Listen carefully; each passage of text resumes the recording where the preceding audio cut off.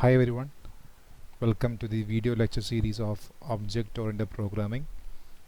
In this video lecture, we'll be covering the topic Object-Oriented Modeling. This topic belongs to Module 1 of CST 205 Object-Oriented Programming. So Object-Oriented Modeling. So these two terms are going to be repeatedly we will be see these two terms repeatedly coming in this object-oriented modeling. So it is very important that we know or we make it clear what is object and what is class. Then only we will be able to model something using object-oriented modeling. So in this video lecture we will be focusing mainly on these two topics, that is what is an object, what are classes, and do these have any relation between them. That is what we are going to discuss in this video lecture. First we will see what is an object.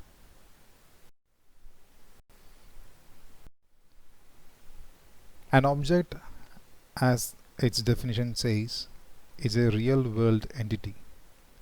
To be specific, it is a tangible real world entity, and everything that means everything that we can sense or that everything that we can touch can be considered as an object. Here in this slide we can see some examples like library member, a book, an issue register. All these examples are based on the software library automation system. So when we consider that software, all these things can be considered as an object because all these things we can touch, right? We can touch a library member, we can touch a book, we can feel it, right? Or in other words, we can say that anything in this world that has got some features and some behavior can be called as an object.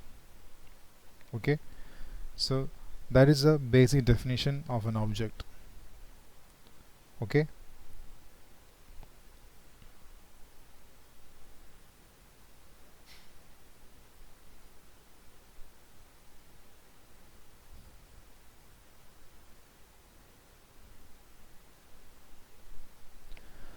now why we have to consider objects, or what is the importance or what's the advantage that we get when we define a software in terms of objects.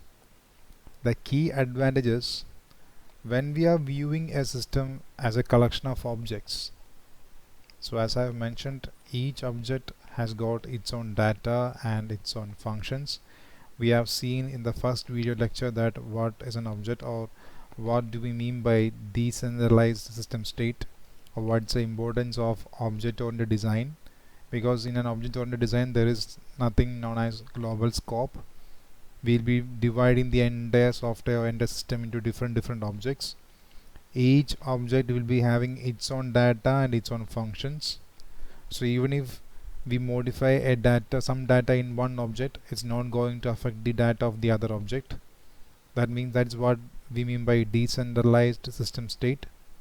Okay, so when we are dividing the entire system into different objects, each object will be behaving as different in a sense they are not going to affect each other. That means it becomes easy to understand design and the implementation of the system. Since objects provide an excellent decomposition of a large problem into small parts, it becomes easier. That means if you want to modify an object, we have to concentrate only on that object. We don't have to bother about other objects. So even if we have to modify certain other objects, we can just concentrate on that object alone. You can see this picture. Each object has got its own data, and this data that the object contains can be accessed only by means of methods. Here M1, M2, etc. all these M's are methods that object have. Methods means methods are the actions, or we can say methods are the behavior of the object. How an object must behave, or what all things an object must perform, they are known as methods. Methods are similar to functions in C programming language. When we talk about when we talk in terms of programming languages, methods are actually functions in C programming language. But don't get into programming languages right now. Just consider the object as something that has got some data and some methods. Methods means some actions. For example, consider the object of a car. A car has got an engine number, a model number, owner of the car, the color of the car, the maximum speed of the car. All those things are data. And there are some actions the car can perform. Depending upon the engine of the car, the maximum speed will vary. When the accelerator of the car is pressed, the car must go faster. So that's actually an action of the car. So all those actions are known as these methods. So these methods can access, or we can access the data of an object only through these methods. Suppose this is the boundary of this object. Consider this square, sides of the square as the boundary of the object. Anybody from outside the square, if they want to access the data inside an object, they need to communicate with the help of methods. Without the help of these methods, nobody from outside the square can access the data. So that is what we mean by this, what we can say, decentralized system state, as we have seen in the previous video lecture. Each of the object will be having some data that is private. That means that is not known to the outside world. That is available only inside the object. And these private data can be accessed only by the functions or methods that the object have. In other words, we can say that an object is actually a collection of some private data and some functions that makes use of this private data. If another object need to access any of the data inside an object, those objects have to access the data by means of these methods. Direct access to these private data is not available. That means these data remains safer inside the objects. Okay, so this is what we mean by a model of an object.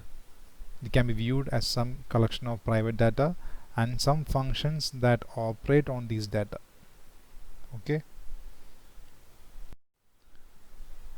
so this is what I told you just now. No object can directly access the data of any other object. As we can see, data is lying at the center of the object. Okay, all the methods protect those data. So if somebody else want to access the data at the center of the object, they need to do it by using the methods alone. There is no other way to access the data. Okay, so that is known as data hiding or data abstraction. Okay, that means we are hiding the internal details, and we don't know how the method is accessing data. We only know that it is only through methods we can access the data. How that methods helps us to access data, that is not known to us. That is hidden from us. That is known as data abstraction. Just go back to the previous slide. You can see that picture once again. If we want to access the data that is at the center of the object, we need to do it by means of the methods, by using the methods of that object. So we will be communicating, or we will be accessing the data by using these methods. How this data will be available for us by using these methods, or how these methods helps us to access data, that is not known to us. That is hidden from us. That is known as data abstraction. Okay, so that's what we mean by this line. An object can access the private data of another object by invoking the methods supported by that object. Okay, so that's what we mean by data abstraction. That is the internal details of, first of all, the data is safer, that data is protected. That means nobody else from the outside the object can access the data directly. If anybody wants to access the data, they need to access it through the methods of that object.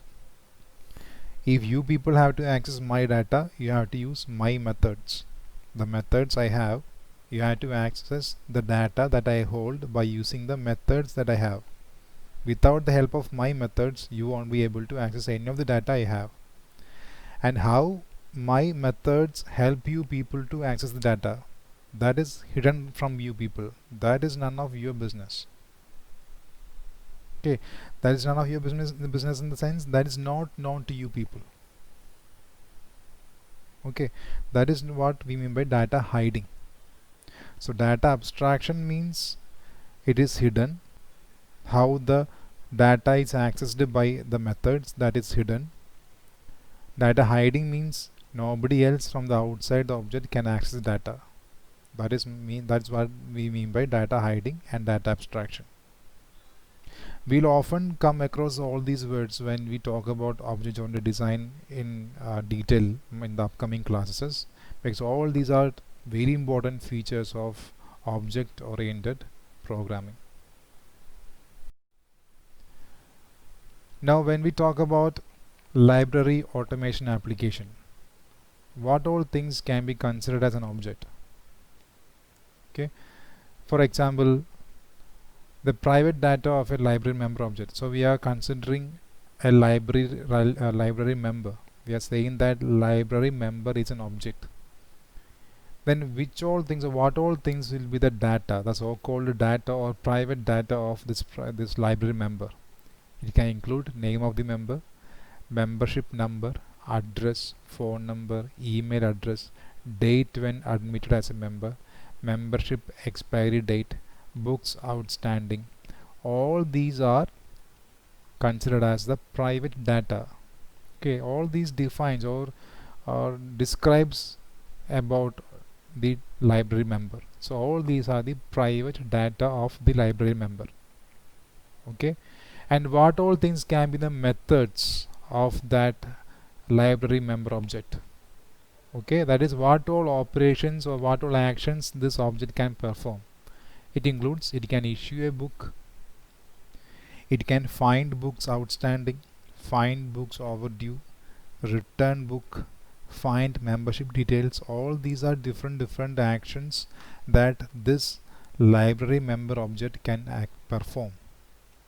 These are only some of the functions. You can think of so many other functions also. You can also think of so many other functions that each of this library member object can perform. These are only some of them. Okay, now we will see what's a class. We saw what's an object is. Now we will see what's a class and how this class and objects are related to each other. So yes, here it is. This is the relation between a class and an object. What does this mean? We group objects that have similar properties into a single group. That group is known as a class. For example, we know that in a college there are so many students, right? A college comprises of so many students, but all of them are not belonging to same department, right? All those students who studies the same subjects are grouped together to form a single class. For example, consider the case of our department itself, Department of Computer Science and Engineering. We have so many semesters, S3, S5, S7 and S1. All those students who study the syllabus of semester 1 belongs to S1 CSE, right? They don't belong to S3 CSE. Or in other words, we can say that all the students who sit in the S1 CSE classroom have got some common properties. What is that? All those students study the same subjects, right? All the students who sit in the S3 CSE classroom, all those students study the same subjects of S3 syllabus, right? So that is what we mean by this sentence. Similar objects constitute a class. A group of objects that share some common properties is said to be a class. So we can take different examples. For example, a set of car can be considered as a class. BMW is a class because BMW is a company There are so many vehicles under the label BMW. All those vehicles belong to the same company, right? Because all those vehicles share some common property, like the owner of the company is BMW. I mean, the logo will be the same, engine prototype will be the same. Okay, the design model or designing element will be the same. So that is the relation between objects and classes. Okay, so all the objects constituting a class possess similar attributes and similar methods. Or otherwise we can say that we all know how this teaspoons or tablespoons are made of steel, right? There will be a mold, mold, mold. To this mold we'll be pouring the liquid, I mean this steel, what we can say cast iron, we'll be melting it and we are pouring that cast iron into a mold. When that liquid or the melted iron gets hardened, we'll get the teaspoon, right? Or we consider preparation of cakes at home. We all know how the cake or breads are made in bakeries. How we get that shape? There will be a mold into which we'll be pouring the dough. We'll bake it, we'll get the cake. The same mold can be used to make any number of cakes, right? All the cakes made by the same mold will be having the same shape, same size. Only the thing that varies will be the content that we are pouring. Depending upon the dough we are pouring, the flavor of the cake will be varying, but the size, the shape, etc., all those properties will remain the same. Okay, so all these can be considered as examples of class and objects. Okay, so in our discussion we were discussing about library automation software. The set of all library members can be considered as a class. The class name can be library member. Okay, so all the members of this class will be having a same, will be sharing some common properties, like all of them will be have a member name. The member names will be different, name of each member will be different, but all of them will be having a member name. All of them will be having a membership number. Even the number will be different, but all of them will be having that property. Member address will be there, even though the addresses will be different from different different members will be having different address, but there will be a property named member address. So all the members of this class will be having these properties, and property values may vary. I hope you understood the difference between class and object, the relation between classes and object. Okay, and this thing is very important. This thing is very much required for us when we do programming in Java, that is object-oriented programming language. Once we define a class, it can be used as a template for object creation. What's a template? I hope you know what a template is, right? Isn't it? A template is something that can be used many times. That is, if we have a common template, means we can use the same template for preparing copies of it at different times, right? For example, it's like a photo original copy. It's like a mold, right? If we have an application form template, that template can be copied by all of you. For example, I am preparing an application form template, and I am asking you people to enter your details. What you people will do? You people will copy that template. You people will make a copy of those templates. If you are 63 students in the class, each one of you will make a copy of that template, will enter your own details. For example, student 1 will be entering his or her name, his or her address, etc. Student 2 will be entering his or her name, his or her address. So the value that is being entered will be different, but the template remains the same. Okay, so that's the relation between class and an object. So the class acts as a template or the general format. Using that format, we can create any number of objects. So the best way to memorize this class and objects is the case of our bakery example, the mold example, the container that we use to make cakes or bread. in bakeries. For bread there will be a rectangle container into which we'll pour the dough, we'll bake it, we'll get the bread. The same container can be used for making any number of breads. All the breads made by using the same container will be having the same shape and same size. So that container is the class, and the breads that we baked out, they are the objects. Okay. Now we discussed in the last video lecture, that is, we also said that class is an abstract data type. Is it true? Can we say that a class is an abstract data type? We saw that if we have to call something as an abstract data type, it must provide data abstraction, it must be it must be data structure, it can be used as a data type. So now we are going to see whether a class can be used as these three, or whether the class provides data abstraction, whether the class is a data structure, whether the class can be used as a data type. If it is possible, then we can say that class is an abstract data type. Okay. So there are two things that are inherent to an ADT that we have discussed in the last video lecture. We saw that there are three things that we have that are associated with an abstract data type. They are abstract data, data type, and data structure. So here data structure and abstract abstraction are combined to say that abstract data. Okay. So a data type can be instantiated to create a variable. That also we have seen in the last video lecture. That is why we are able to say that int is a data type. We can say that int is a data type because it is possible to create variables of that type. That is, if you write int a, b, c, we are able to say that a, b, c are integers or integer variables because int is a data type. That means if something is a data type, we'll be able to create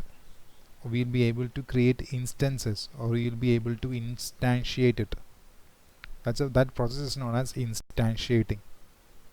Okay.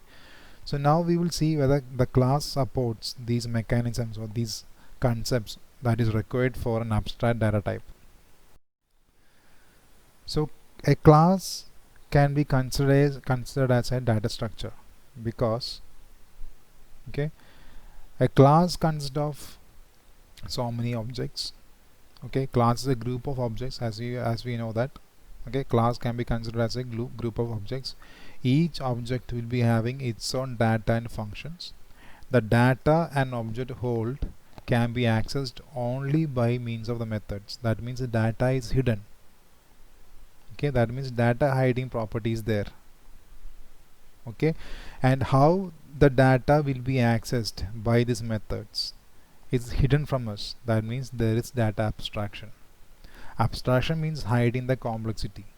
So as I mentioned just now, in an object, as we can see, you can just refer the previous video lecture. We have seen the structure of an object. An object will be consisting of methods and data. Okay, the data is at the center of the object. Okay, that data can be accessed only by means of methods the object have, but how the methods helps us to access the data, okay, that is not known to us, that is hidden from us. Consider like this: you are going to a hotel, you are giving an order, that is, say you are placing an order for a fried rice. Okay, the waiter will go and after some time he'll bring us the fried rice, right? But what happens in the kitchen, that is hidden from us. We only know that we call the waiter, we place the order, we got the food. Okay, so that processing is hidden from us. Then same way, the data, the methods will help us to access the data inside an object, but how we can access it, how that accessing takes place, that is hidden from us. That means there is data abstraction. And data type, we also mentioned that a class is a collection of objects. That means by using a class we can create any number of objects. I told you the example of that container and making of bread or cake. Using the same container we can create any number of cakes or breads. The container acts as the class and the breads or cakes that we create act as the object. So using a same class, we can create any number of objects. So we can say that class can be used to instantiate objects. So that means it's a data type. Since class possesses all these properties, we can say that class is an abstract data type. Actually, this is not actually a topic that comes under our syllabus, but I just want you people to know why. Sometimes it may be asked during the interview why a class can be considered as an abstract data type. Since a class provides all these properties required for an abstract data type, we can say that class is an abstract data type. And how the class provides these features, that is what I explained just now. So from all these explanations, we can say that a class is an abstract data type. Okay. And the methods, that is, a class will have some methods. That is what we mean by that's what determines how the object of a class will behave. Okay. So the responsibility of classes will be implemented by using a method. Don't worry, you will be able to understand, you will be able to get a clear picture about what's a method, what's a data, how it is accessed, what's the relation between object and class when we start doing the programs. For the time being, just understand that we have two concepts named class and object. These are the main concept of object-oriented programming. Class means collection of objects of same properties. So when we say that we have to define a class, we mean that we have to create a common structure. That is, what all methods we have to write, what all data must be there inside it. We'll be just creating a basic structure. By using that basic structure, we'll be able to create so many objects. All the objects that we make of a single class will be having all the methods and all the variables inside that class. Okay. So you can see this picture. We have a class person. These are the data of that class, that is unique ID, name, age, city, gender. So all the persons in this world will be having all these details, right? They'll be having unique ID, identification number, say Aadhaar card or PAN card number or voter's ID. Each one of them will be having a name, age, city, gender. All the persons in this world will be having these functions: eat, study, sleep, play. Okay, and see, these are the objects. That means each one of us, including me and you people, are objects of class person when we consider human beings as a class in terms of programming language, because each one of us has got so many data members like this and so many functions like this. But how we use the data, the values of those data, and how we use the methods to access data will be different from different person, as it is seen in this example. This is one person, this is another person. This person has got a name, this person also has got a name, but the names are different. This person has got an age, this person also has got an age, but their value are different. Similarly, how this function, this person and this person, these two, that's John and Desi, both of them will be having all these methods, but how they are going to use that methods will be different based upon their nature. Okay, so this picture well defines the relation between class and objects. I hope it's clear by this picture. I hope all of you have got somewhat an idea about class and object. So we shall conclude this video lecture. So in this video lecture, we defined what's an object, the two important concepts of object-oriented programming, that is objects and classes. We defined what's an object, we defined what's a class, what's the relation between object and class. We also saw a figure that explains the relation between an object and a class. Okay, and why we can say that a class can be considered as an abstract data type, why we can say a class is an ADT. That is all that also we came across in this video lecture. Try to view this video at least 2 times so that all the concepts explained in this video are clear to you. Thank you so much.